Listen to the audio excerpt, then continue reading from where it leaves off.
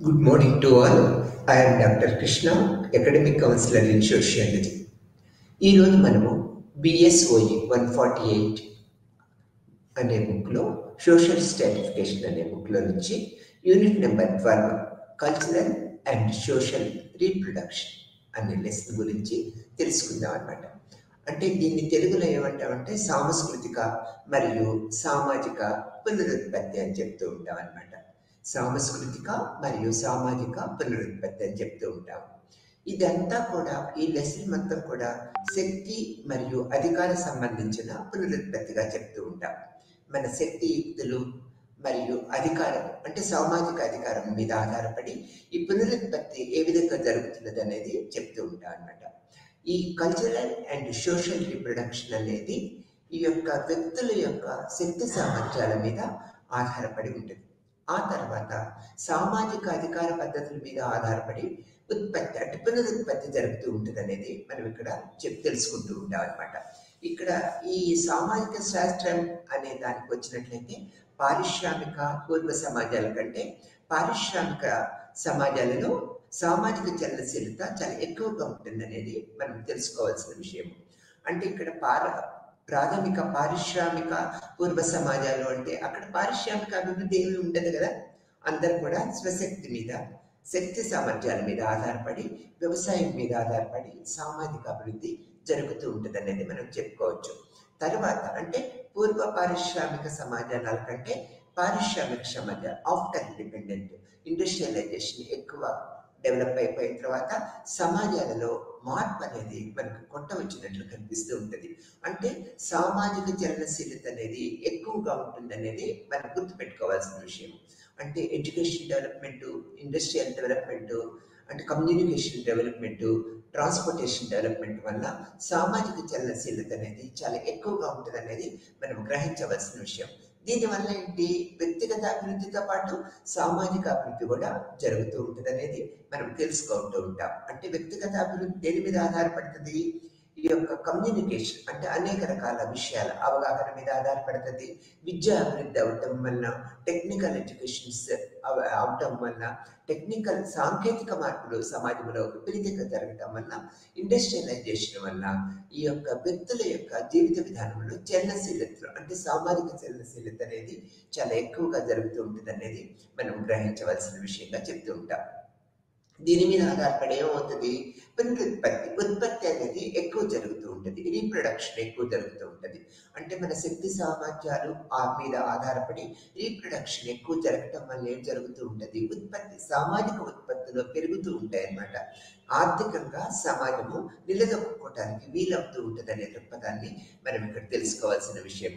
తర్వాత సామాజిక చలనశీలత అనేది ప్రతిభకి ఎక్కువ ఆధారము ఇస్తూ ఉంటుంది. ఈ సామాజిక చలనశీలత జరగాలంటే వ్యక్తులలో ప్రతిభ అంటే కొట్టొచ్చినట్లు స్కిల్స్ అనేవి కొట్టొచ్చినట్లు కనిపించినట్లయితే వ్యక్తులు సమాజంలో అభివృద్ధి చెందుతూ ఉంటారు. ఈ వ్యక్తుల అభివృద్ధి చెందుతో పాటు సమాజం కూడా ఆర్థిక పరిస్థితుల వల్ల అభివృద్ధి పదంలోకి ముందుకు వెళుతుందనే దృక్పథాన్ని మనము ఇక్కడ ఏర్పరచుకుంటూ ఉంటాము. ఈ యొక్క నిజమైన ప్రతిఫలాన్ని ఈ యొక్క సామర్థ్యాలు మనకి అంటే ఈ రీప్రొడక్షన్ అనేది మనము ప్రస్ఫుటంగా చూడగలుగుతాం. దేని మీద ఆధారపడి, వ్యక్తుల యొక్క ప్రతిభ మీద ఆధారపడి చూడగలుగుతూ ఉంటాం అనేది చెప్తూ ఉంటాం. ఈ లెసన్లో ప్రతిభావంతమైన సామాజిక చలనశీలత ఎలా దారితీస్తుంది అనేది మనం గ్రహించవలసిన విషయం. అంటే ప్రతిభావంతమైన సామాజిక చలనశీలత ఎలా ముందుకు వెళ్తూ ఉంటుంది అనేది ఈ లెసన్లో మనం తెలుసుకుంటూ ఉంటాం. అందుకని ఇక్కడ ఏం మనం చెప్తున్నాము, సాంస్కృతిక మరియు సామాజిక పునరుత్పత్తికి ఈ లెసన్ అనేది ఒక పెద్ద పీట వేస్తూ ఉంటుంది. దీనికి అంతా కూడా శక్తి మరియు అధికారం మీద ఆధారపడి సామాజిక అభివృద్ధి జరుగుతూ ఉంటుంది అనేది మనం గ్రహిస్తూ ఉంటాం అన్నమాట. దీనివల్ల సామాజిక పునరుత్పత్తి అంటే అభివృద్ధి పదంలోకి సమాజము వ్యక్తులు కూడా అనేక రకాలుగా అభివృద్ధి పదంలోకి తీసుకువెళ్తూ ఉంటారు. దానికి తీసుకువెళ్ళడానికి మొట్టమొదటి ఏంటి, విద్య, టెక్నికల్ సాంకేతిక నైపుణ్యత, ఆ తర్వాత సమాజంలో ఉన్న అధికారం అంటే సమాజంలో ఉన్న ప్రముఖ వ్యక్తులు అధికార తత్వం మీద ఆధారపడి ఈ సామాజిక చలనశీలత అనేది జరుగుతూ ఉంటుంది అనేది మనం ఇక్కడ గ్రహించవలసిన విషయంగా చెప్తూ ఉంటాం. ఈ విధమైన పద్ధతుల్లో సామాజిక చలనశీలత అనేది అత్యున్నతమైన స్థానానికి ఈ సమాజాన్ని వ్యక్తుల్ని తీసుకువెళ్తూ ఉంటుంది అనేది మనం గ్రహించవలసిన విషయం. అనేక మంది సామాజిక శాస్త్రవేత్తలు దీని గురించి తరగతి నిర్మాణం మీద ఎన్నో రకాల అభిప్రాయాలను వ్యక్తపరిచినా కూడా ఒక నిర్దిష్ట రకమైన వర్గస్పృహతో ఈ యొక్క తరగతి చర్యలను దారితీస్తుందనే భావాన్ని వెలిపించారనేది మనం ఇక్కడ చెప్పుకోవచ్చు. అంటే తరగతి అంటే ఏంటి, ఇక్కడ వర్గం అని చెప్పుకోవాలి. సమాజంలో అనేక రకాల వర్గాలు అంటే అనేక రకాల వర్గాలకు చెందిన ప్రజలు నివసిస్తూ ఉంటారు. ఒక్కొక్క వర్గంలో ఒక్కొక్క రకమైన చైతన్యవంతమైన సామాజిక గమనశీలత ఏర్పడుతూ ఉంటుంది అనేది మనం ఇక్కడ తెలుసుకుంటూ ఉంటాం. ఈ యొక్క వర్గంలోని యొక్క చలనశీలత మీద ఆధారపడి సమాజము ముందుకు వెళుతూ ఉంటుంది. అంటే సమాజంలో ఉన్న అన్ని వర్గాలు కూడా ఈ సామాజిక గమనశీలతను కలిగి ఉంటాయా, కలిగి ఉండవా అనేది మనం చెప్పలేమన్నమాట. ఒక్కొక్క వర్గంలో చురుకైన పాత్ర వహిస్తూ ఉంటుంది. ఒక్కొక్క వర్గము అతి తక్కువ సామర్థ్యాలను కలిగి అట్టడుగు వర్గాలు, అంటే మనం అట్టడుగు వర్గాలను తీసుకున్నట్లయితే వాళ్ళతో సామాజిక గమనశీలత చాలా తక్కువగా ఉంటుంది. ఎందుకని అన్నట్లయితే ఉన్నత వర్గాలను తీసుకున్నట్లయితే విద్య మీద ఆధారపడి సామాజిక గమనశీలత, యొక్క ఆర్థిక పరిస్థితుల మీద ఆధారపడి సామాజిక గమనశీలత చాలా ఎక్కువగా ఉంటుంది. ఈ అట్టడుగు వర్గము, ఈ మధ్యతరగతి వర్గాలను మనం తీసుకున్నట్లయితే సామాజిక గమనశీలత చాలా తక్కువగా, అంటే నిదానంగా ముందుకు సాగుతూ ఉంటుంది. అంటే ఒక సమాజంలో ఆ వర్గము ఒక ప్రత్యేక స్థానాన్ని ఆక్యుపై చేసుకోవాలంటే విద్య, సాంకేతిక పరిజ్ఞానం, తర్వాత సమాజంలో ఉన్న వ్యక్తుల చేయూత, ఇవన్నీ కూడా ప్రముఖ పాత్ర వహిస్తూ ఉంటాయి అనేది మనం చెప్పుకోవచ్చు అనమాట. తర్వాత సాంస్కృతిక లేదా భేదాలపై కూడా అనేక రకాల అభిప్రాయాలు సామాజిక శాస్త్రవేత్తలు నొక్కి చెప్పారని నేను చెప్పుకోవచ్చు. ఈ సాంస్కృతిక భేదాలు ప్రత్యేకించి వర్గీకరణ వ్యవస్థలో సమూహాల మధ్య అధ్యయనానికి మరియు తేడాలు, అనేక రకాల తేడాలు కూడా మనకి తెలియపరుస్తూ ఉంటుంది అనేది మనం ఇక్కడ గ్రహించవలసిన విషయంగా మనం చెప్పుకుంటూ ఉంటాం. ఈ యొక్క సామాజిక సాంస్కృతిక పునరుత్పత్తికి ఇక్కడ మార్క్సిస్ట్ సాంప్రదాయాన్ని మనం తీసుకున్నట్లయితే కార్ల్ మార్క్స్ అనేక రకాల అభిప్రాయాలని వెలువచ్చారనమాట. కార్ల్ మార్క్స్ అభిప్రాయం ప్రకారం వేతనాలు మార్కెట్ రంగంలో వ్యక్తుల మధ్య సంబంధాల యొక్క వ్యక్తీకరించిన చిత్రాన్ని స్పష్టం చేస్తూ ఉంటాయనేది ఈ యొక్క మార్క్సిస్ట్ కార్ల్ మార్క్స్ యొక్క భావాలతో మనం గ్రహించవచ్చు అనమాట. మరియు అనేక రకాల నూతన పద్ధతుల్ని సృష్టిస్తూ ఉంటాయన్నమాట. ఉత్పత్తి సాధనాల యాజమాన్యము మరియు నాన్ యాజమాన్యం ఆధారంగా ప్రధానంగా రెండు తరగతులు ఉద్భవిస్తూ ఉంటాయనేది మనం ఇక్కడ గ్రహించవలసిన విషయంగా చెప్పుకుంటూ ఉంటాం అనమాట. ఉత్పత్తి సాధనాల యాజమాన్యాన్ని కలిగి ఉన్న ఒక సమూహము వారి శ్రమకు బదులుగా వర్కింగ్ గ్రూప్ కి ఉత్పత్తి సాధనాలకి మరియు సామాజిక వేతనాలని అందజేస్తూ ఉంటుంది. సామాజిక వేతనాన్ని అందజేస్తూ ఉంటుంది అనేది మనం ఇక్కడ గుర్తుపెట్టుకోవాల్సిన విషయం. తర్వాత ఈ శ్రమ శక్తి తన వినియోగదారులను మిగుల విలువ ఉత్పత్తి చేస్తూ ఉంటుంది అనేది మనం యొక్క కార్ల్ మార్క్స్ యొక్క పద్ధతి ప్రకారం గుర్తుపెట్టుకోవాల్సిన విషయంగా చెప్తూ ఉంటాం అనమాట. కాబట్టి నిజమైన ఈ అర్థము ఈ వేతన సంబంధమైన దోపిడీకి సంబంధించిందిగా మనం గ్రహించవలసిన విషయంగా తెలుసుకోవచ్చు అనమాట. మరియు ట్రేడ్ యూనియన్ల బేరసారాలు, వేతనాల యొక్క పెంపుదల, తర్వాత సేవల యొక్క మెరుగైన పరిస్థితుల ద్వారా వేతన పరిస్థితులు మార్చడానికి ఏ ప్రయత్నం జరిగినా దోపిడీ యొక్క యంత్రాంగము ఎల్లప్పుడూ పునరుత్పత్తి చేయబడుతూ ఉంటుంది అనేది మార్క్స్ యొక్క అభిప్రాయంగా మనం చెప్పుకుంటూ ఉంటాము. సంస్కృతి యొక్క భాగాలు పునరుత్పత్తి చేయబడతాయి అనేది మనకి తెలిసిన విషయమే. ఇక్కడ పాత క్రమానికి తగిన నిజమైన సమాధానాలు చెక్కు చెదరకుండా మరియు ఇక్కడ పాటించబడవలసిన విషయంగా మనం గుర్తుపెట్టుకోవాల్సిన విషయం అనమాట. ఇది కార్ల్ మార్క్స్ యొక్క అభిప్రాయంగా మనం చెప్పుకుంటూ ఉంటాము.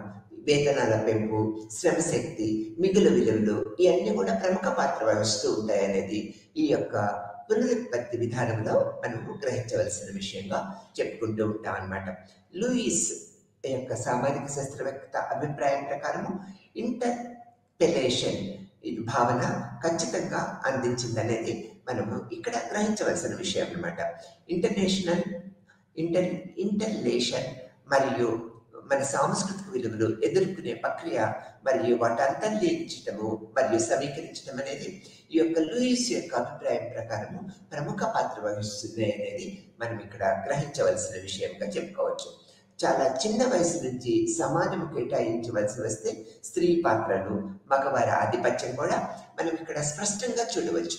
మగవారు అంటే ఇక్కడ పురుషులందరూ కూడా ఏం చేస్తారు, ఈ దూర ప్రాంతాలకైనా చలనశీలత ఏర్పరచుకొని ఎంత దూరమైనా వెళ్ళి డబ్బు సంపాదించడానికి, కష్టపడి పనిచేయడానికి పురుషులు అంటే భావిస్తూ ఉంటారు అనమాట. అదే స్త్రీల విషయాలకు వచ్చినట్లయితే పురుషుల కంటే తక్కువ శక్తి సామర్థ్యాలు కలిగి ఉంటారు. కాబట్టి వీరందరూ కూడా కుటుంబ రక్షణ, కుటుంబ పోషణకి అంటే పెద్దవారికి, పిల్లలకి రక్షణ అండ్ కుటుంబ పోషణ అంటే గృహ సంబంధమైన విషయాలని ఎక్కువగా చేస్తూ ఉంటారనేది మనం ఇక్కడ గ్రహించవలసిన విషయము. ఇక్కడ కుటుంబాలు మరొక వైపు ఆడవారు ఇంటి పనులు చేయాలి, అదే ఒక పద్ధతిగా పెట్టుకున్నారు అంటే పురాతన కాలం నుంచి. మరియు పిల్లల పెంపకం అనేది వాళ్ళు ఒక బాధ్యతగా స్వీకరిస్తూ ఉంటారనేది మనం ఇక్కడ గుర్తుపెట్టుకోవాల్సిన విషయం. అంటే పురుషులు ఎంత దూరమైనా వెళ్ళి అంటే జీవన పరిస్థితులు మెరుగుపరచుకోవటానికి, కుటుంబ పరిస్థితులు మెరుగుపరచడానికి చలనశీలత ఏర్పరచుకొని కష్టించి వేతనాలు అంటే ఎక్కువ వేతనాలకు పనిచేయడానికి ఇష్టపడుతూ ఉంటారు. ఇక్కడ స్త్రీల విషయానికి వచ్చినట్లయితే ఈ యొక్క పద్ధతులు ఎలా ఉంటాయి, పిల్లల పెంపకం, వృద్ధుల సంరక్షణ, గృహ సంబంధమైన విషయాలకి వీళ్ళ యొక్క శక్తియుక్తులు దారిపోస్తూ ఉంటారు అనేది ఈ యొక్క ప్రక్రియ పద్ధతుల్లో మనం గ్రహించవలసిన విషయంగా చెప్తూ ఉంటాం. సాంస్కృతి మరియు సామాజిక పునరుత్పత్తి ఈ యొక్క అభిప్రాయాలకు వచ్చినట్లయితే మనం ఇప్పుడు కార్ల్ మార్క్స్ గురించి చెప్పుకున్నాం. అంటే మిగుల పంపిణీ, మిగుల వ్యయము, తర్వాత శక్తి సామర్థ్యాలు, వేతనాల పెంపు, వీరి యొక్క పని విధానం అనేది కార్మికుల యొక్క పని విధానము, యాజమాన్యాల యొక్క మానసిక పరిస్థితి, వారి యొక్క స్థితిగతులు కూడా మన పరిగణనలోకి తీసుకున్నాడు. ఇక్కడ దుర్ఖాయం ఒక సామాజిక శాస్త్రవేత్తగా తన అభిప్రాయాల్ని అనేక రకాలుగా వెలువచ్చారు. ఇప్పుడు మనము అవి కూడా తెలుసుకుందాం అన్నమాట. దుర్ఖాయము మరియు అతని అనుచరులు నిరపాయమైన పునరుత్పత్తి సిద్ధాంతాన్ని రూపొందించడానికి ప్రయత్నించారనేది మనం ఇక్కడ గ్రహించవలసిన విషయం. తన అనోమి వంటి సంభావ్య ఫ్రాగ్మెంటేషన్ నేపథ్యంలో సమాజాన్ని కలిసి ఉండే ఒక సిద్ధాంతంగా ఈ యొక్క దుర్ఖాయము తన అభిప్రాయాన్ని వెలువచ్చారు. దుర్ఖాయము మార్కోస్కి సంబంధించిన వాటికి భిన్నంగా సామాజిక మరియు సాంస్కృతిక పునరుత్పత్తి యొక్క ఆవశ్యకతను, మార్పు ద్వారా అనుగుణ్యత యొక్క ఆవశ్యకతను నొక్కి చెప్పారు ఈ యొక్క దుర్ఖాయము. ఈ దుర్ఖాయము సాంప్రదాయ సాంస్కృతిక మరియు సామాజిక పునరుత్పత్తి ఆశావాదం యొక్క లెన్స్తో చూస్తూ ఉండాలి అనే దృక్పథాన్ని వెలిపించారనమాట. ఇది విభజన కంటే ఏకాభిప్రాయము మరియు దాని పేరున సంఘర్షణ కంటే సమగ్రమైనదిగా మనం గుర్తించాలి. ఇది దుర్ఖాయం ఒక అభిప్రాయంగా మనం గుర్తిస్తూ ఉంటాం. తర్వాత తీసుకున్నట్లయితే సాంస్కృతిక మరియు సామాజిక పునరుత్పత్తి, ఎథ్నో మెథడాలజికల్ ట్రెడిషన్ యొక్క పద్ధతులు ఏ విధంగా ఉంటాయనేది కూడా మనం ఇప్పుడు తెలుసుకుందాం అనమాట.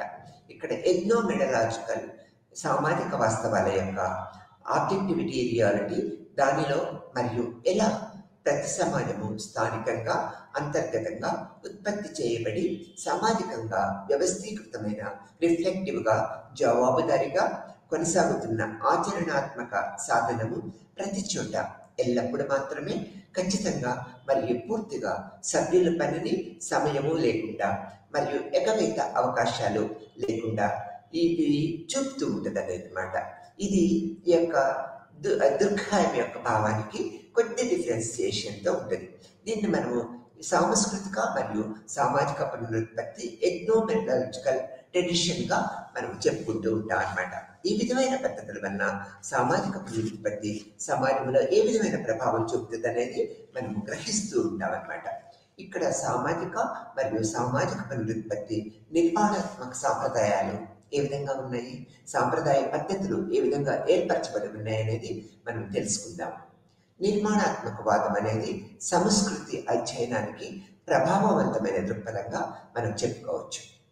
ఇది భాషాశాస్త్రంలో దాని మూలాన్ని కలిగి ఉంటుంది, అంటే సారాంశాన్ని కలిగి ఉంటుంది అనేది మనం గ్రహించవలసిన విషయం. ఈ దృక్పథం ప్రకారము సామాజిక జీవితము భాష ద్వారా నిర్మించబడిందని మరియు మార్గనిర్దేశం చేయబడుతుందనేది మనము తెలుసుకోవాలన్నమాట. తర్వాత సాంఘిక ప్రపంచంలోని ఏదైనా సాంస్కృతిక దృగ్విషయం యొక్క అంతర్లీనమైన సమూహాలను భాషా దృగ్విషయము పరంగా అర్థం చేసుకుని మొదట అందించిన ఈ యొక్క సాసురే 1960లో ఈ యొక్క సామాజిక జీవితాన్ని అర్థం చేసుకోవడానికి సాంకేతికాల చాలా ముఖ్యమైన అంశాలని తను ఇక్కడ సాసురే పేర్కొన్నారన్నమాట. ఇక్కడ సిగ్నిఫైడ్ మరియు సిగ్నిఫైయర్ కలిసిన ఒక సాంకేతికాన్ని ఏర్పరుస్తాయి అన్నమాట. ఇవి సూచనానికి మరియు సాంకేతికానికి మధ్య ఏకపక్ష సంబంధము ఉందని సాసురే తన అభిప్రాయాన్ని వ్యక్తం చేశారనమాట. భాష అనేది కేవలం సంబంధం లేని సూచికల సమూహారము కాదనమాట. సాంకేతిక పదాల అర్థాలు ఎల్లప్పుడూ ఇతర సాంకేతిక పదాలను సంబంధించి ఉంటాయనేది ఇక్కడ మనము గ్రహించవలసిన విషయం అన్నమాట. ముఖ్యంగా అక్కడి ప్రధాన ప్రాముఖ్య బైనరీ వ్యతిరేకతలతో సహా వ్యత్యాసాల సంబంధము. అందువల్ల ఇక్కడ ఒక సామాజిక ప్రపంచం ఉందనేది మనము గుర్తుపెట్టుకోవాల్సిన విషయం అన్నమాట. దీనిలో అర్థాలు, వ్యక్తులు మరియు సామాజిక ప్రపంచంలోని అన్ని ఇతర అంశాలు భాష యొక్క నిర్మాణము ద్వారా రూపొందించబడ్డాయి. ఇది భాష అనేది ఒక సామాజిక మరియు సాంస్కృతిక దృగ్విషయముగా సామాజిక సమాజంలోని సభ్యులచే భాగస్వామ్యం చేయబడుతుందనేది ఈ సాసురే తన అభిప్రాయాన్ని వ్యక్తపరిచారన్నమాట. ఈ యొక్క సాంస్కృతిక మరియు సామాజిక పునరుత్పత్తి నిర్మాణ సాంప్రదాయాలను మనం చూసినట్లయితే నిర్మాణవాదం యొక్క అభివృద్ధిని ప్రభావితం చేసి సాంకేతికాలు మరియు భాష యొక్క ప్రాథమిక నిర్మాణాన్ని సాసురు వెలికి తీయడానికి ప్రయత్నించగా, మరొక వైపు క్లాడ్ 1964లో బంధుత్వ వ్యవస్థలు మరియు పురాణాలను అర్థం చేసుకోవడంలో నిర్మాణాత్మకవాదాన్ని ఉపయోగించిన మొదటి వ్యక్తిగా మనము పేర్కొనవచ్చు అన్నమాట. సాంస్కృతిక విషయాన్ని అర్థం చేసుకోవడానికి అతను ప్రధానంగా భౌగోళిక రూపాలని ఉపయోగించారన్నమాట. అవి సాంస్కృతిక శ్రేణుల తవ్వకాల ద్వారా సాంస్కృతిక దృగ్విషయాన్ని అర్థం చేసుకోవచ్చని మరియు వాటి పరస్పర సంబంధాల నమూనాలు తదుపరి రూపాన్ని అతను వాదించారన్నమాట, తెలియపరిచారు. ఇక్కడ తర్వాత మరొక మాటలో చెప్పాలంటే ఈ యొక్క సాంస్కృతిక అంశాలు లోతైన స్థాయిలలో అంతర్లీన నమూనాలు వ్యక్తీకరణలుగా చెప్పుకోవచ్చు అన్నమాట. మొత్తం సామాజిక ప్రపంచం చుట్టూ ఉన్న విభిన్న బంధుత్వ వ్యవస్థలు లేదా పురాణాల వివరాలు చాలా భిన్నంగా ఉండవచ్చు అన్నమాట. అట్లా కానీ ప్రాథమిక నిర్మాణము మాత్రము ఒకటిగానే ఉంటుంది. ఈ తర్వాత మొత్తం నిర్మాణవాదంలో ఒక నిర్దిష్ట సంస్కృతిలో ఒక సాంకేతికత యొక్క అర్థము సాధారణంగా సాంకేతికత మరియు సాంకేతికతానికి మధ్య ఉన్న ఏకపక్ష సంబంధాన్ని అధిగమించే సాంప్రదాయం నుంచి ఉద్భవించిందనేది మనము గ్రహించవలసిన విషయం. అందువల్ల సామాజిక ప్రపంచంలో ప్రబలంగా ఉన్న ఈ సాంప్రదాయాల సంస్కృతిని పునరుత్పత్తి చేస్తాయనేది మనము గుర్తుపెట్టుకోవాల్సిన విషయంగా చెప్పుకోవచ్చు. ఇది సాంస్కృతిక మరియు సామాజిక పునరుత్పత్తి యొక్క పరిణామాత్మకమైన సాంప్రదాయ పద్ధతుల్ని మనం ఇందులో గ్రహిస్తూ ఉన్నాం అనేది చెప్పుకోవాలి. తర్వాత ఇక్కడ సాంస్కృతిక మరియు సామాజిక పునరుత్పత్తి యొక్క పద్ధతులు ఏ విధంగా ఉంటాయనేది మనం ఇక్కడ చెప్పుకుంటాం. ఇక్కడ బోల్డియో ఒక సామాజిక శాస్త్రవేత్త సాంస్కృతికి మరియు సామాజిక పునరుత్పత్తి యొక్క పద్ధతులను అతి చక్కగా వివరించారనేది మనం ఇక్కడ గ్రహించవలసిన విషయము. బోర్డియో సంస్కృతి యొక్క క్లిష్టమైన సిద్ధాంతాన్ని ప్రతిపాదించారు. ఈ యొక్క సాంస్కృతిక సామాజిక పునరుత్పత్తి యొక్క సిద్ధాంతాలని బోర్డియో ఒక ప్రముఖ పాత్ర వహించాలనేది మనము చెప్పక తప్పదన్నమాట. బోర్డియో సాంస్కృతిక మరియు సామాజిక పునరుత్పత్తికి ఒక ప్రత్యేకమైన గౌరవాన్ని, ప్రత్యేకమైన అర్థాన్ని మనకు తెలియపరిచారు. అతని ఆలోచనలు మన సామాజిక రంగంలో సంస్కృతి యొక్క ప్రాముఖ్యతను అర్థం చేసుకోవటంలో అధికారము మరియు అధికారం యొక్క అనుబంధమైన అంతర్దృష్టిని మనకి అందిస్తూ ఉంటాయనేది మనం ఇక్కడ గుర్తుపెట్టుకోవాల్సిన విషయము. తర్వాత బోర్డియో సాంస్కృతిక రంగము తీవ్రమైన విప్లవాల ద్వారా కాకుండా వరుస పునర్నిర్మాణాల ద్వారా రూపాంతరం చెందుతుందని తన అభిప్రాయంలో అధ్యయనంలో స్పష్టం చేశారన్నమాట.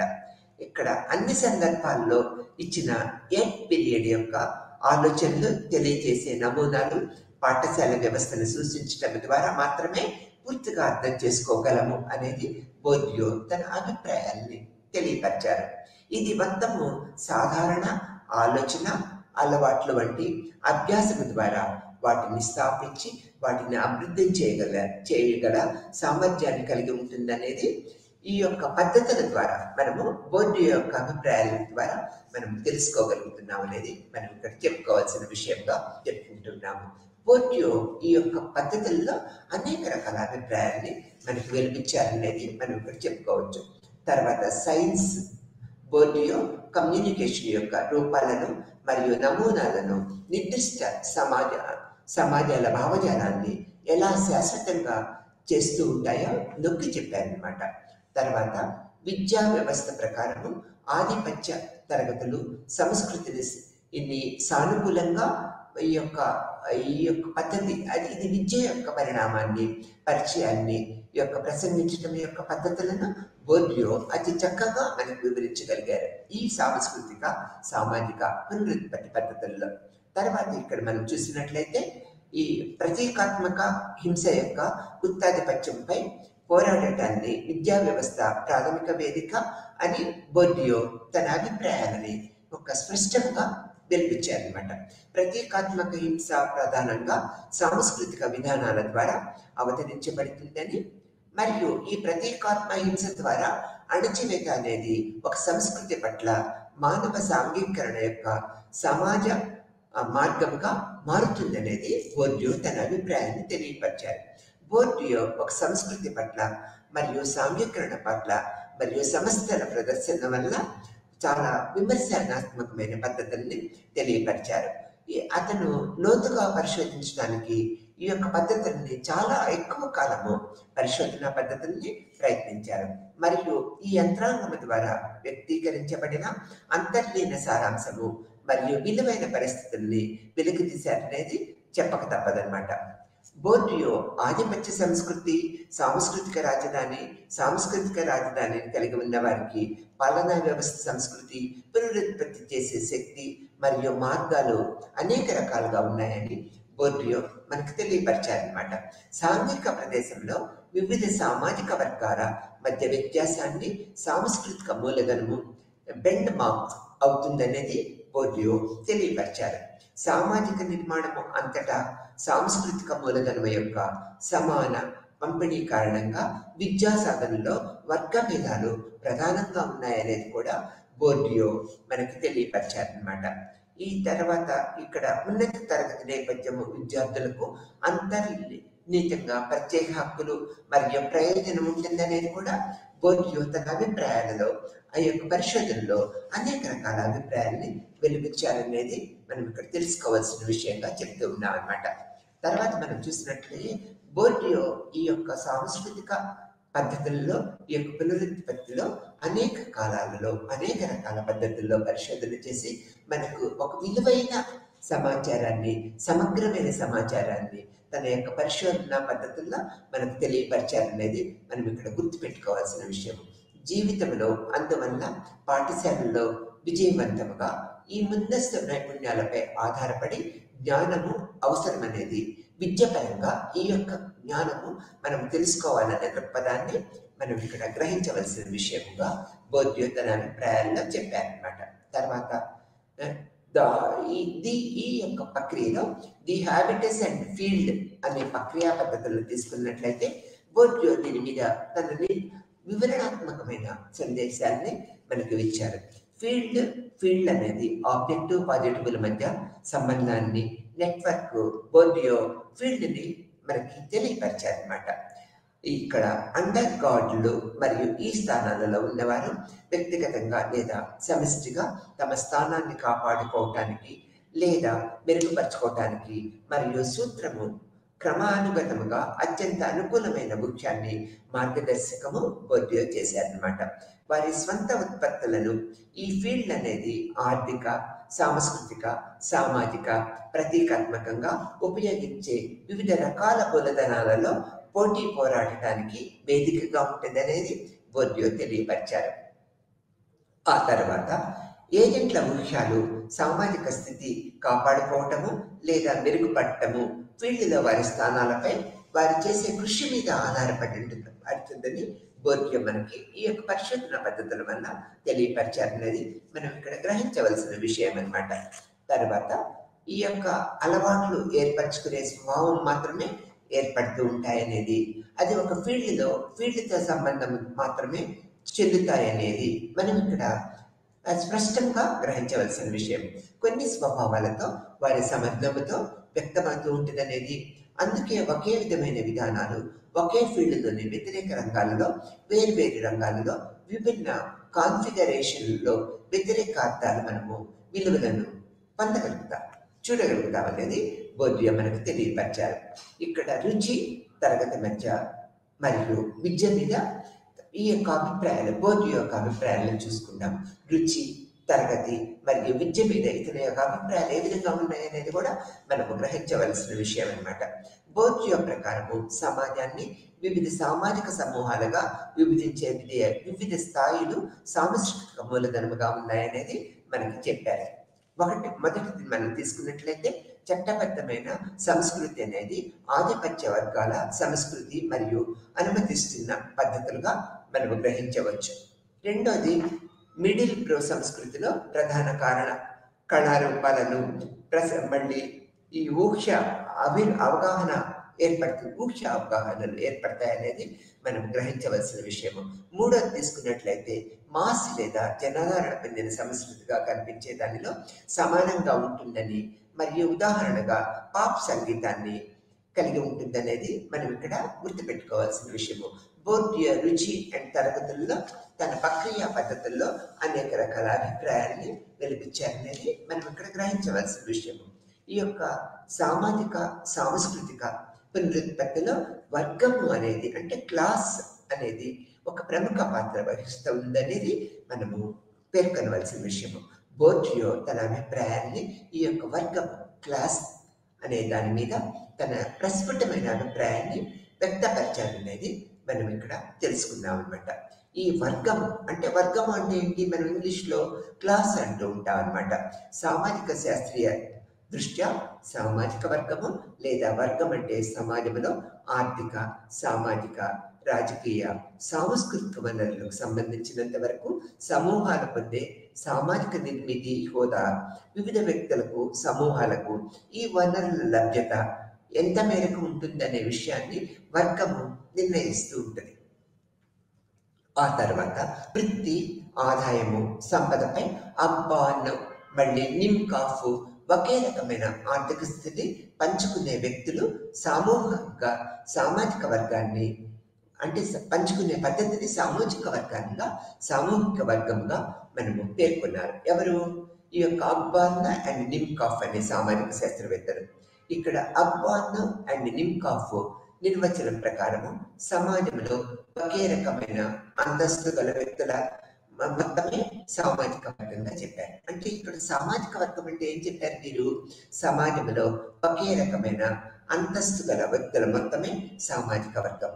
అంటే ఒకే రకమైన అంతస్తు గల వ్యక్తుల కూటమిగా కూడా మనం చెప్పుకోవచ్చు అన్నమాట. తర్వాత ఇక్కడ లాసియర్ యొక్క నిర్వచనం ప్రకారము సామాజిక వర్గములో సాంస్కృతికముగా నిర్వచించబడిన సమూహము ఒక జనాభా మొత్తము దీనికి ఒక ప్రత్యేకమైన హోదా, అంతస్తు కలిగి ఉంటాయనేది ఇక్కడ మనకు తెలియపరిచారు. వర్గాన్ని సమిష్టి ఆర్థిక వనరులను కలిగి ఉన్న ఒక పెద్ద సమూహంగా నిర్వహించవచ్చు అన్నమాట. ఈ వనరులు వారి జీవన శైలులని ప్రభావితం చేస్తూ ఉంటాయి. వృత్తి, సంపద, ఆదాయము అనేవి వర్గ విభేదాలకు ప్రధాన అంశాలుగా ఉన్నాయి. వర్గ విభేదాలు జరగడానికి ప్రధాన కారణం ఏంటి? వృత్తి, సంపద, ఆదాయం. ఇదే అభిప్రాయాన్ని కార్ల్ మార్క్స్ కూడా తన యొక్క సిద్ధాంతంలో వెలిపించారనమాట.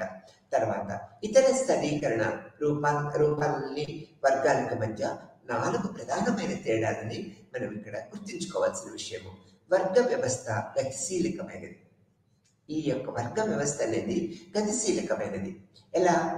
ఇతర స్థానాల వలె వర్గాలు చట్టపరమైన లేదా మతపరమైన అంశాలపై ఆధారపడిన కాపు వర్గాల మధ్య సరిహద్దులు ఎల్లప్పుడూ స్పష్టంగా ఉండవన్నమాట. ఇవి నిరంతరము మార్పులకి గురవుతూ ఉంటాయన్నమాట.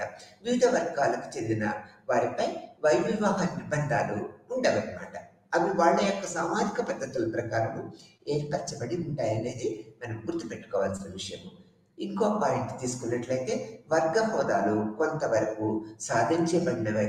సాధించబడినవి వ్యక్తి వర్గము పూర్వంగా పుట్టుక ద్వారా కూడా ఏర్పడుతూ ఉంటాయనేది ఈ యొక్క తరగతి, ఈ యొక్క వర్గము, క్లాస్ వల్ల మనం తెలుసుకుంటూ ఉన్నాం. ఇక్కడ ఏంటంటే ఇతర స్థానీకరణ వ్యవస్థలతో పోలిస్తే వర్గములో ఊర్ధ్వముఖ, అధోముఖ సామాజిక గతిశీలతలు తరచుగా ఏర్పడుతూ ఉంటాయనేది మనం ఇక్కడ చూస్తూ ఉంటాం సమాజంలో.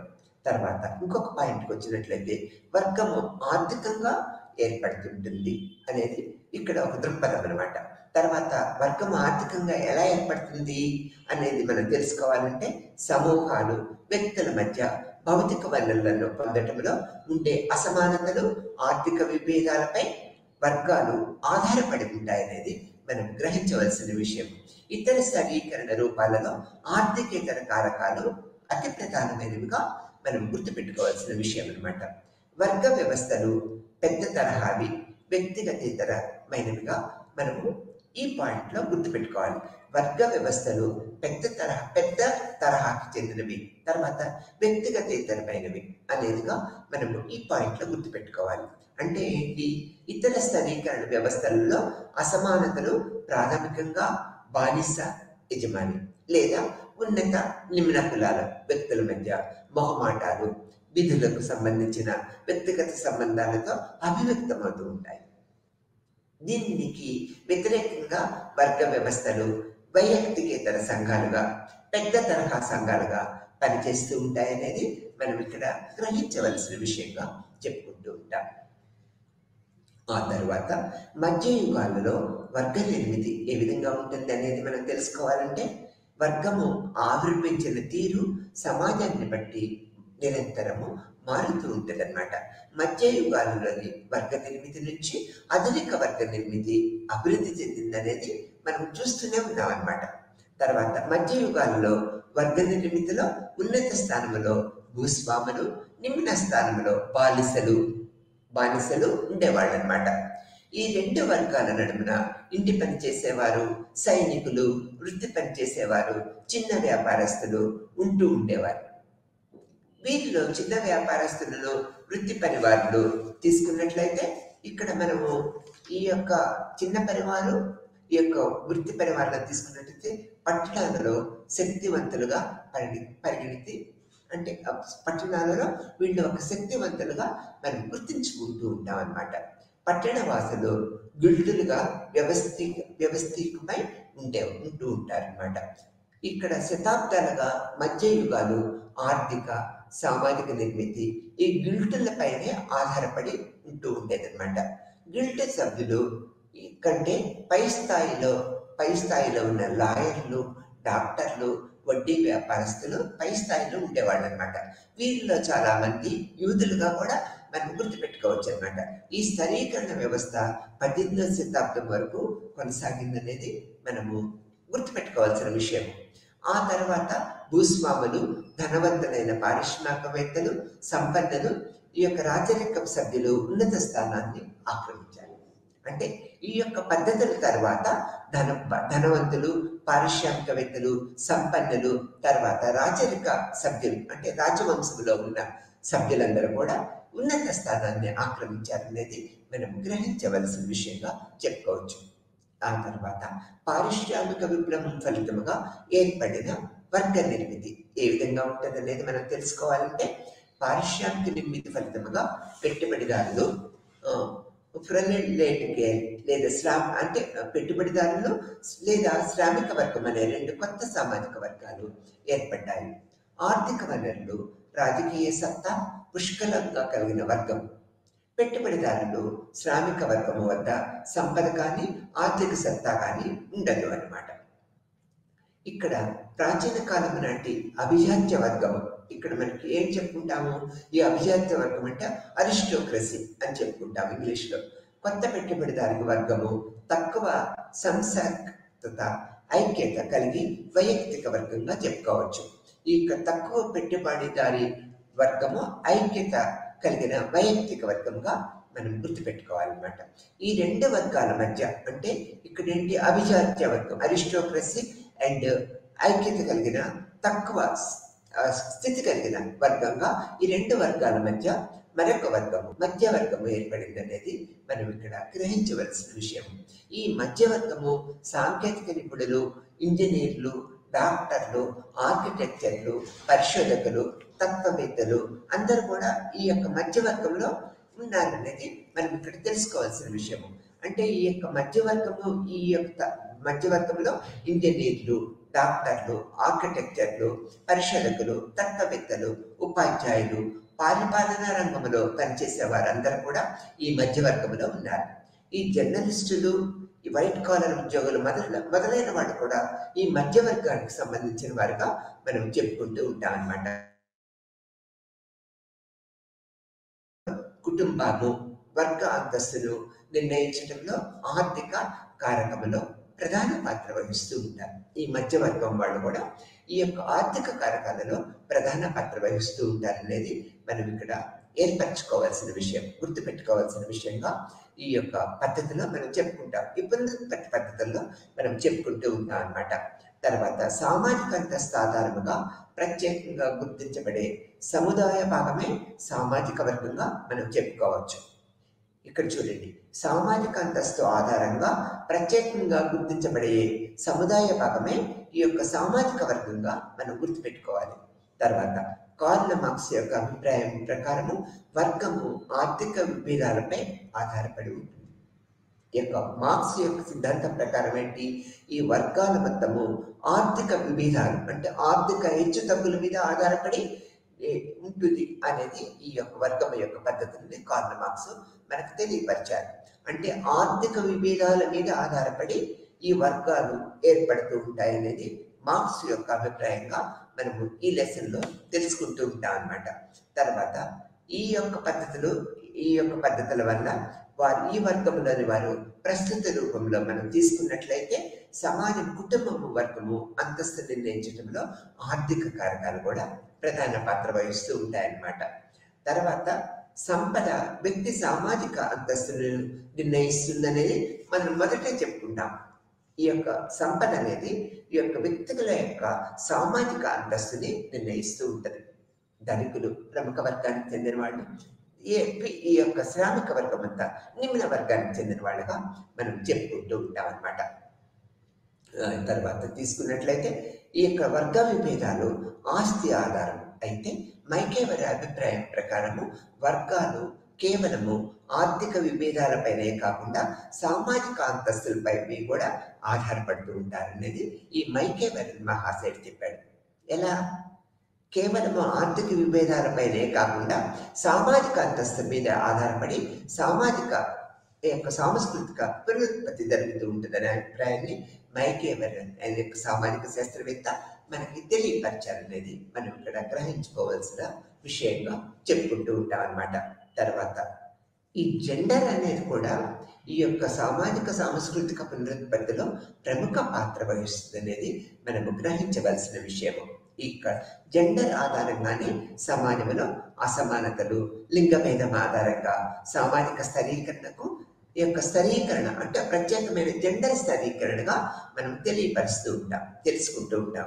ముఖ్యంగా సమాజంలోని వనరుల లభ్యత, విశిష్టాధికారాలు అందుబాటులో ఉండటం వల్ల అనేక విషయాల్లో స్త్రీ పురుషుల మధ్య విభేదాలు సూచిస్తూ ఉంటుందన్నమాట. ఈ యొక్క స్త్రీ పురుషుల సత్తా, అందుబాటులో ఉండే విభేదాలు తెలియజేసే ఒక అసమాన స్థాయిని కూడా పెరుగుతూ ఉంటుంది. అంటే ఈ యొక్క పురుషులు స్త్రీల యొక్క స్థాయిలు అంటే శ్రామిక పద్ధతుల మీద ఆధారపడి అసమానతమైన స్థాయిలు మనకు తెలియపరుస్తూ ఉంటుంది. తర్వాత చాలా సంవత్సరాల సరీకరణపై జరిగిన పరిశోధనలో జెండర్ అంశాన్ని పట్టించుకోలేదు. ఫ్రమ్ ది బిగినింగ్ లో ఈ స్థాయీకరణ ప్రక్రియలో జెండర్కి అసలు ప్రాముఖ్యత ఇవ్వలేదనేది మనం తెలుసుకోవచ్చు అనమాట. సత్తా, సంపద, ప్రతిష్టల విభజన విశ్లేషించిన సందర్భంలో స్త్రీలకు ఏమాత్రము ప్రాముఖ్యత లేని వారుగా పరిగణిస్తూ ఉండేవారు, అంటే పూర్వకాలంలో.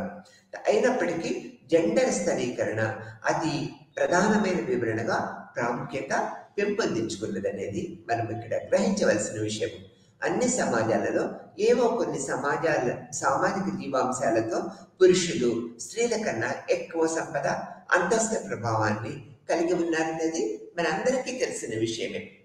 వర్గ వ్యవస్థ కంటే కూడా ఈ యొక్క జెండర్ అసమానతలు మరింత లోతుగా పాతుకుపోయి ఉన్నాయనేది మనం అన్ని వర్గాలలో చూస్తూ ఉంటాం అన్నమాట.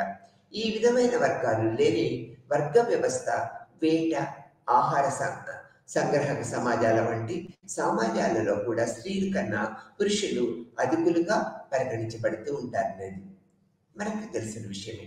ఆధునిక సమాజాలలో జెండర్ అసమానతల కన్నా వర్గ విభేదాలు చాలా ప్రబలంగా ఉంటూ ఉంటాయన్నమాట. స్త్రీలకున్న సంపదను సాధారణంగా వారి తల్లిదండ్రులు, భర్త స్థితిని ప్రతిబింబంగా మనం చూస్తూ ఉంటాం. భర్త యొక్క స్థితిగతుల యొక్క ప్రతిబింబంగా మనం చూస్తూ ఉంటాం. అందుకే ఈ ఈ యొక్క అసమానతలకు వర్గం ఆధారంగా వివరించవలసి వస్తుంది అనేది మనం ఇక్కడ తెలుసుకోవాల్సిన విషయంగా చెప్పుకుంటూ ఉంటాం.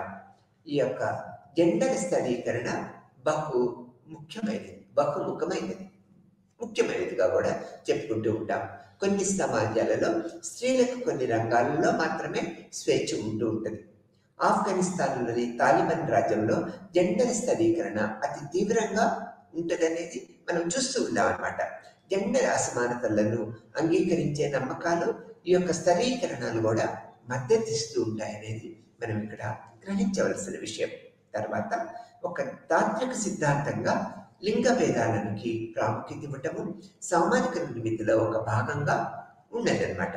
పితృ అధికారము అంటే సమాజములో, సమూహములో స్త్రీల కన్నా పురుషులకి ఎక్కువ అధికారము, సత్తా ఉండటము అనేది మనకి అందరికీ తెలిసిన విషయమే. ప్రపంచంలో అంతటా పితృ అధికారము కనిపిస్తూ ఉంటుంది. పితృస్వామిక సమాజాలలో కుటుంబాలలో భార్యపై భర్తలు అధికారాన్ని చెలాయిస్తూ ఉంటారు. అది మనకు తెలిసిన విషయమే అన్నమాట. ప్రజాస్వామ్యంలో కూడా పురుషులు అధికారమే ప్రధానంగా ఉంటూ ఉంటుంది. స్త్రీలు ప్రజాస్వామ్య సంస్థల్లో తక్కువ శాతాన్ని కలిగి ఉన్నారనేది అతి ప్రాచీన కాలం నుంచి ప్రస్తుత వ్యవస్థ వరకు మనం చూడగలుగుతూ ఉంటాం అన్నమాట. ఈ యొక్క ప్రపంచం అంతటా పితృస్వామిక అధికార వ్యవస్థ కలిగి ఉంటుంది అనేది తెలుసు. పితృస్వామిక సమాజాలలో నాయకుడు, అధ్యక్షుడు, ప్రధాన కార్యనిర్వహణాధికారి, ఇతర నాయకత్వ హోదాలన్నీ పురుషులే కలిగి ఉన్నారు. పితృస్వామిక రూపాలు సమాజాన్ని బట్టి నిరంతరము మార్పుకు గురవుతూ ఉంటాయనేది మనము తెలుసుకోవాల్సిన విషయం. స్త్రీ పురుషులు ఆదాయ సంపదలో తేడాలున్నప్పుడు జెండర్ స్థాయీకరణ మరింత ప్రస్ఫుటంగా మనకి కనిపిస్తూ ఉంటుంది అన్నమాట. స్త్రీలు సాంఘిక శక్తితో పాల్గొనటము పెరిగినప్పటికీ స్త్రీ పురుషులు ఆదాయాల మధ్య అగాధము కొనసాగుతూనే ఉన్నది. ప్రాథమిక వర్గాలు తమ స్వలాభాల కోసము జెండర్ ఆధారిత వేతన విభేదాలు నిరంతరము కొనసాగిస్తూ ఉన్నారు. దీనివల్ల ఇప్పటికి కూడా ఈ యొక్క సామాజికంలో స్త్రీ పురుషులు ప్రత్యేకమైన స్థాయీకరణ, సాంస్కృతిక ఈ యొక్క పునరుత్పత్తిని కలిగలేదు అనేది మనకి తెలుసుకుంటున్న విషయమే. ఇది యొక్క బోర్డియర్ రుచి మరియు తరగతి మరియు విద్యకి ఎలాంటి ప్రాముఖ్యత ఇచ్చారనేది మనం తెలుసుకోవాల్సిన విషయం. ఈ విధమైన పద్ధతుల వల్ల వర్గము యొక్క ప్రాముఖ్యత, అంటే తరగతి యొక్క ప్రాముఖ్యత, క్లాస్ యొక్క ప్రాముఖ్యతని మనము ఇప్పుడు వరకు తెలుసుకున్నామని చెప్పుకుంటున్నాం. తర్వాత పాఠశాలలో ఉపయోగించుకునే స్వభావము మరియు దాన్ని విజయవంతం చేసే ప్రవృత్తి మనము చూసినట్లుగా వివిధ సామాజిక తరగతుల్లో అనుబంధించబడిన దానితో విజయం సాధించే లక్ష్య అవకాశాలు ఆధారపడి ఉంటుందనేది మనము గ్రహించవలసిన విషయంగా చెప్పుకుంటూ ఉన్నాం. దానిలో విజయం సాధించే లక్ష్య అవకాశాలపై ఆధారపడి ఉంటుందన్నమాట. ఈ స్వభావాలు మరియు ప్రవర్తనలు విద్యా వ్యవస్థ మరియు తరగతి సంబంధాల మధ్య వ్యవస్థ మధ్య సంబంధం యొక్క నిష్పాక్షికంగా గ్రహించదగిన అభివ్యక్తిగా విద్యా అవకాశాల నిర్మాణం యొక్క శాశ్వతత్వంలో అత్యంత దిగుమతి కారకాలుగా మనము గ్రహించవలసిన విషయం ఇది. తర్వాత స్వీయ తొలగింపు దారితీసే ప్రతికూల ప్రవృత్తులు మరియు సిద్ధతలు ఉదాహరణకు తీసుకున్నట్లయితే స్వీయ తరుగుదల అనేది ప్రముఖంగా వినిపిస్తూ ఉంటుంది. స్వీయ తరుగుదల పాఠశాల యొక్క విలువలను తగ్గించడము మరియు దాని ఆంక్షల వైఫల్యము లేదా మినహాయింపు పడతాయని ఆశించడం వంటి వాటికి కూడా పాఠశాల నిష్పాక్షతాన్ని కలిగి ఉన్న ఆంక్షలు యొక్క అపస్మారక అంచనాకు అర్థం చేసుకోవచ్చు అనేది మనం ఈ పద్ధతుల్లో గ్రహించగలుగుతూ ఉన్నాం అన్నమాట. ఈ విధమైన పద్ధతుల వల్ల సామాజిక చలనశీలత ఏ విధంగా ఉన్నదనేది మనం ఇక్కడ తెలుసుకుంటూ ఉన్నాం అన్నమాట. తర్వాత మనం ఈ యొక్క లెసన్ని మనం గ్రహించినట్లయితే సాంస్కృతిక మరియు సామాజిక పునరుత్పత్తి ఆలోచనలు ఒకవైపు డైనమిక్ ప్రక్రియలు మరియు మరొక వైపు సామాజిక నిర్మాణం యొక్క స్థిరత్వం అంశాన్ని మనకు సూచిస్తూ ఉంటుంది. ఈ యొక్క లెసన్ యొక్క ప్రాముఖ్యత ఏ విధంగా ఉన్నది అనేది మనం ఇక్కడ తెలుసుకున్నాం. సాంస్కృతిక మరియు సామాజిక పునరుత్పత్తి ఆలోచనల వైపు ఒకవైపు డైనమిక్ ప్రక్రియలు మరి ఒకవైపు సామాజిక నిర్మాణాల యొక్క స్థిరమైన అంశాన్ని మనము చూడగలుగుతూ ఉన్నాం అనేది ఇక్కడ స్పష్టం చేస్తుంది. ఈ సామాజిక అనుభవంతో కొనసాగింపు మరియు మార్పు యొక్క అవసరాన్ని బలపరుస్తూ ఉంటుంది అనేది కూడా మనం ఇక్కడ గుర్తుపెట్టుకోవాల్సిన విషయంగా చెప్పుకుంటూ ఉన్నాం. ఈ యొక్క యూనిట్ మొత్తం కూడా మనకి సాంస్కృతిక మరియు సామాజిక పునరుత్పత్తి ఆలోచనలను విశ్లేషించడానికి ప్రయత్నిస్తూ ఉంటుంది. ఎంతో మంది బోర్డియో, కార్ల్ మార్క్స్ వీళ్ళందరూ కూడా మనకు అనేక రకాల అభిప్రాయాల్ని వెలిపించారనేది మనకి ఇక్కడ చెప్పుకోదగ్గ విషయం అన్నమాట. తర్వాత మార్క్సిస్ట్ సాంప్రదాయం యొక్క ఫ్లీజం ద్వారా దుర్ఖైము సాంప్రదాయాన్ని మెదులోల్చుక సాంప్రదాయం నిర్మాణాల సాంప్రదాయము మరియు అత్యంత ప్రత్యేకంగా మరియు సమగ్రంగా బౌర్డియో ఫ్రీజం ద్వారా విద్య యొక్క ప్రధాన పాత్ర సంస్కృతి మరియు సాంఘిక పునరుత్పత్తి అంటే శక్తి మరియు అధికారాల సంబంధాల పునరుత్పత్తి అని బోర్డియో మనకి తెలియపరచడం ద్వారా ఈ యొక్క సామాజిక సాంప్రదాయాలు సామాజిక సాంస్కృతిక యొక్క పునరుత్పత్తి ఏ విధంగా జరుగుతూ ఉంటుంది అనేది మనం ఈ లెసన్ ద్వారా అనేక రకాల ప్రక్రియ పద్ధతుల ద్వారా కూడా తెలుసుకోగలుగుతూ ఉన్నాం అన్నమాట. ఆ తర్వాత ఇక్కడ మనం ప్రముఖంగా చెప్పుకుంటున్నట్లయితే సంస్కృతి అంటే సాంస్కృతిక పద్ధతుల సంస్కృతి యొక్క ప్రాముఖ్యత ఏ విధంగా ఉన్నది అనేది టైం మరియు జీవన విధానం యొక్క ఆ యొక్క పద్ధతిని ఈ యొక్క సాంస్కృతికంగా మనము తెలుసుకుంటూ ఉన్నాం అన్నమాట. తర్వాత పునరుత్పత్తి అంటే ఇక్కడ మనకి పునరుత్పత్తికి ప్రముఖ పాత్ర ఉన్నది అనేది మనం తెలుసుకున్నాం కదా. సాంఘిక జీవిత అనుభవానికి అనుగుణంగాను ఉత్పత్తి అనే పూర్వీకుల ధృవీకరణకి కలిసి ఉండాలనే దృక్పథాన్ని ఇక్కడ మనము పునరుత్పత్తి ప్రక్రియ పద్ధతుల్లో తెలుసుకుంటూ ఉన్నాం అన్నమాట. తర్వాత ఆర్థిక మూలధనం అంటే ఇక సామాజిక ఆర్థిక మూలధనాలు ఏ విధంగా ఉంటున్నాయి అనేది మనం తెలుసుకున్నట్లయితే భూమి లేదా ఆస్తి వంటి మాతృ వస్తువుల ధరలు మరియు ఉపాధి మరియు ఇతర వాటి నుంచి వచ్చే ఆదాయము మనకి ఇక్కడ యొక్క ఆర్థిక మూలధనముగా మనం పేర్కొంటూ ఉన్నాం. అంటే సామాజిక ఆర్థిక మూలధనం అంటే ఏంటి అయినట్లయితే ఇక్కడ పునరుత్పత్తిలో ఏం చెప్పుకుంటూ ఉంటామో భూమి లేదా ఆస్తి వంటి మాతృ వస్తువుల ధరలు మరియు ఉపాధి మరియు ఇతర వాటి నుంచి వచ్చే ఆదాయ ప్రక్రియనే ఈ యొక్క ఆర్థిక మూలధనంగా మనం ఇక్కడ ఈ లెసన్ ద్వారా తెలుసుకుంటూ ఉన్నాం. తర్వాత ఇందులో సాంస్కృతిక రాజధాని అంటే అర్థమేంటో మనము తప్పనిసరిగా గ్రహించవలసిన విషయము. వివిధ రకాల చట్టబద్ధమైన జ్ఞానాన్ని కలిగి ఉన్న సామాజిక పద్ధతులు గల ప్రదేశాన్ని మనం ఒక సాంస్కృతిక రాజధాని అంటూ ఉంటాం. సాంస్కృతిక రాజధానిని ఎక్కువ వాడుతూ ఉంటాం ఈ లెసన్లో. అంటే ఇక్కడ సాంస్కృతిక రాజధాని అంటే అర్థం ఏంటి? వివిధ రకాల చట్టబద్ధమైన జ్ఞానాన్ని కలిగి ఉన్న ప్రదేశంగా మనం ఇక్కడ సాంస్కృతిక రాజధానిని మనం చెప్పుకుంటూ ఉంటాం. ఇక్కడ సామాజిక రాజధాని అంటే అర్థం ఏంటి? వ్యక్తుల మధ్య విలువైన సామాజిక సంబంధాల చిహ్నము, ఇది ఒక గౌరవము మరియు ప్రతిష్టకు ఏర్పరచబడుతూ ఉంటుంది అనేది మనం ఇక్కడ తెలుసుకోవాలి. సాంస్కృతిక రాజధాని అంటే వివిధ రకాల చట్టబద్ధమైన జ్ఞానాన్ని కలిగి ఉంటుంది. ఇక్కడ సామాజిక రాజధాని అంటే వ్యక్తుల మధ్య విలువైన సామాజిక నిబంధనల చిహ్నంగా మనం చెప్పుకుంటూ ఉంటాం. సింబాలిక్ క్యాపిటల్ అనేది మనం ఉపయోగించినట్లయితే ఇక్కడ సింబాలిక్ క్యాపిటల్ అంటే ఏంటి? ఇది ఒకరి గౌరవాన్ని మరియు ప్రతిష్ట నుంచి ఉద్భవించేది. సింబాలిక్ ఈ యొక్క సింబాలిక్ క్యాపిటల్ అన్నట్లయితే ఇది యొక్క వ్యక్తుల యొక్క గౌరవము మరియు ప్రతిష్ట నుంచి మనకి వెలికిచ్చే ఒక ప్రత్యేకమైన సింబాలిక్ అంటే గౌరవప్రదమైన పద్ధతిగా మనం చెప్పుకుంటూ ఉంటాం. తర్వాత ప్రతీకాత్మక హింసలు అన్నట్లయితే ఈ యొక్క ప్రతీకాత్మక హింసల యొక్క అర్థం ఏంటి?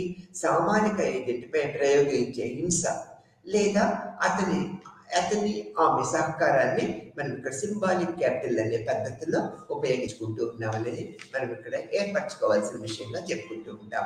ఈ విధమైన పద్ధతుల ద్వారా, ఈ విధమైన ప్రక్రియా పద్ధతుల ద్వారా కార్ల్ మార్క్స్, ఈ బోర్డియో అందరూ కూడా శక్తి మరియు అధికార సంబంధమైన పునరుత్పత్తిని ఈ యొక్క సాంస్కృతిక మరియు సామాజిక పునరుత్పత్తి యొక్క ప్రత్యేక లక్షణాలుగా మనం చెప్పుకుంటూ ఉన్నాం.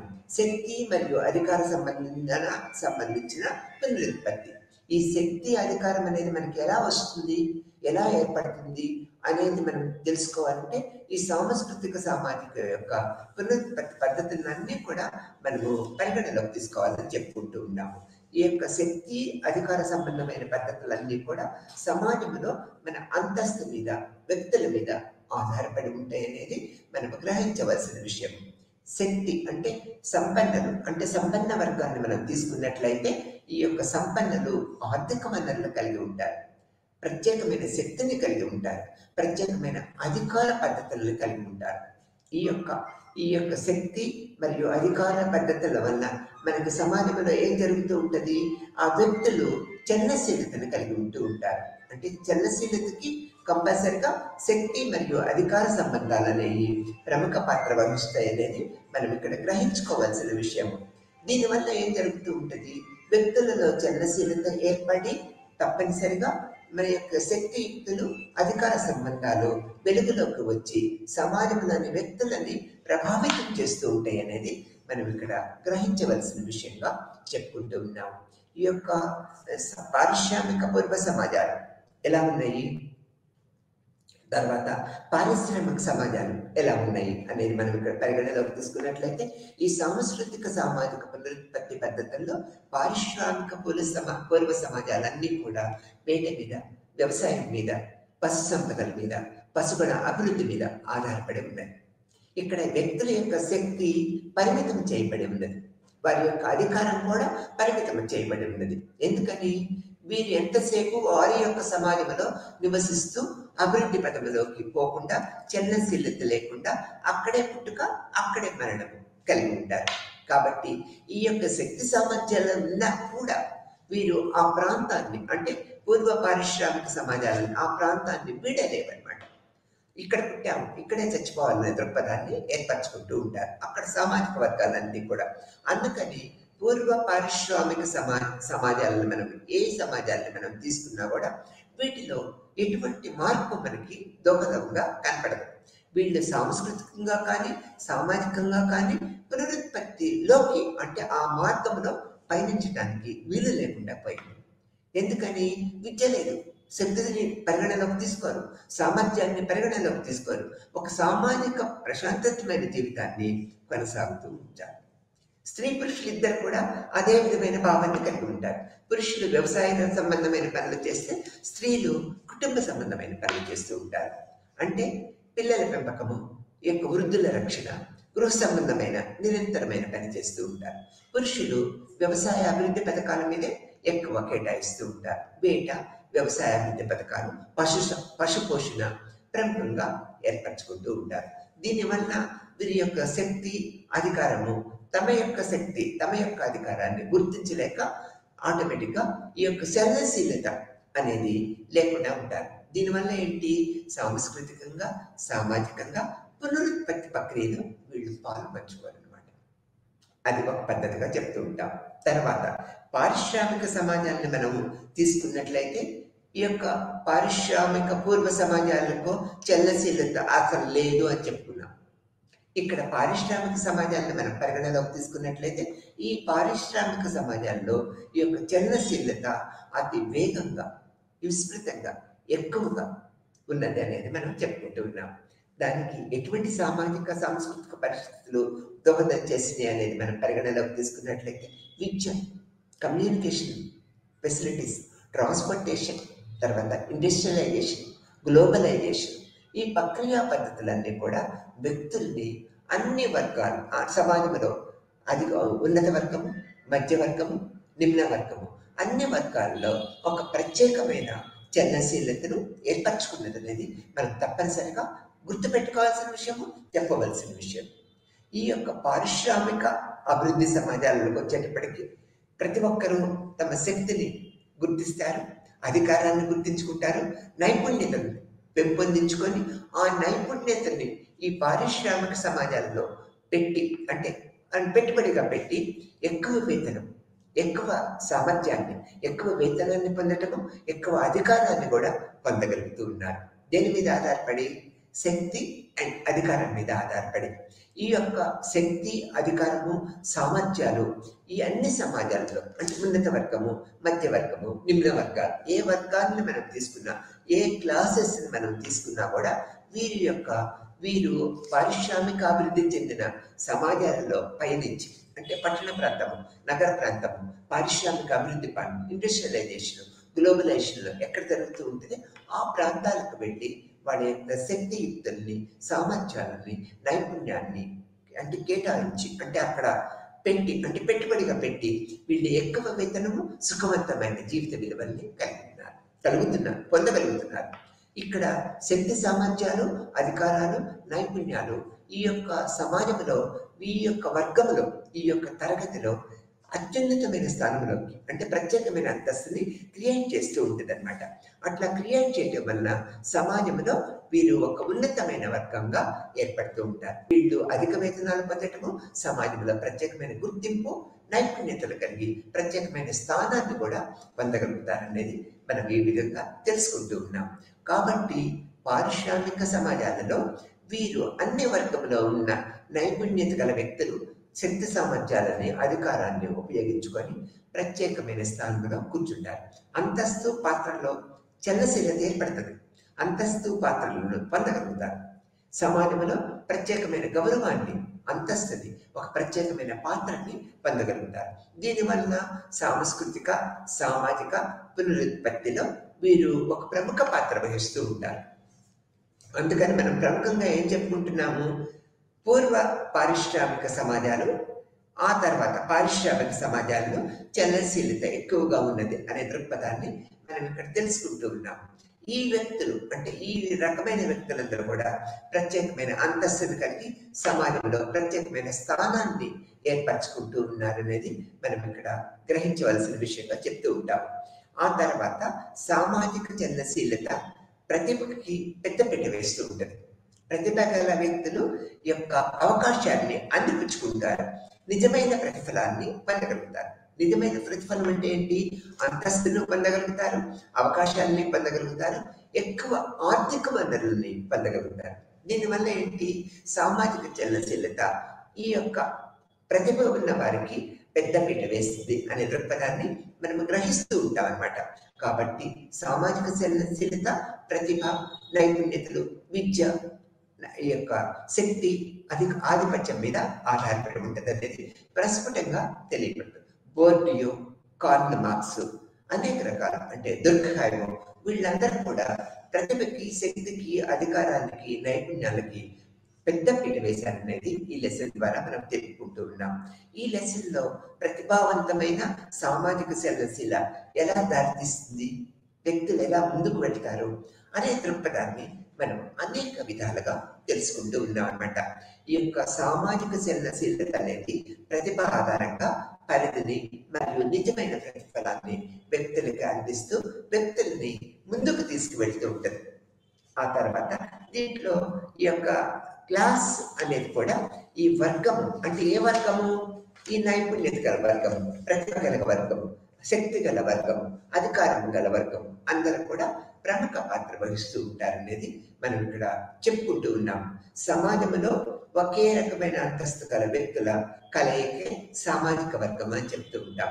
ఇక్కడ ప్రతిభ గల సామాజిక వర్గం, నైపుణ్యాల గల సామాజిక వర్గం, శక్తి గల సామాజిక వర్గం, అధికారం గల సామాజిక వర్గాలు, వీళ్ళందరూ కూడా ఈ సామాజిక చలనశీలత వలన మరియు సాంస్కృతిక మరియు సామాజిక పునరుత్పత్తికి ప్రముఖ పాత్ర వహిస్తూ ఉంటారనేది ఈ లెసన్ ద్వారా మనము అనేక విధాల తెలుసుకుంటూ ఉన్నాము. ఈ యొక్క సామాజిక సాంస్కృతిక ఈ యొక్క పునరుత్పత్తిలో అన్ని రకాల నిమ్న వర్గాలు నుంచి, అంటే ప్రతిభ మీద ఆధారపడి, అంతస్తు మీద ఆధారపడి, శక్తి సామర్థ్యాల మీద ఆధారపడి ఉన్నత స్థానాలను పొందగలుగుతారనడంలో ఎటువంటి సందేహం లేదు. ఈ యొక్క సామాజిక సాంస్కృతిక పద్ధతులన్నీ కూడా మనకి ఈ విధమైన పద్ధతులు, ప్రతిభ అనేది ఎంత ప్రముఖ పీట వేస్తుందో మనకి తెలియపరుస్తూ ఉంటుంది అనేది ఈ లెసన్ ద్వారా మనం తెలియపరచుకుంటూ ఉన్నాం. నమస్తే.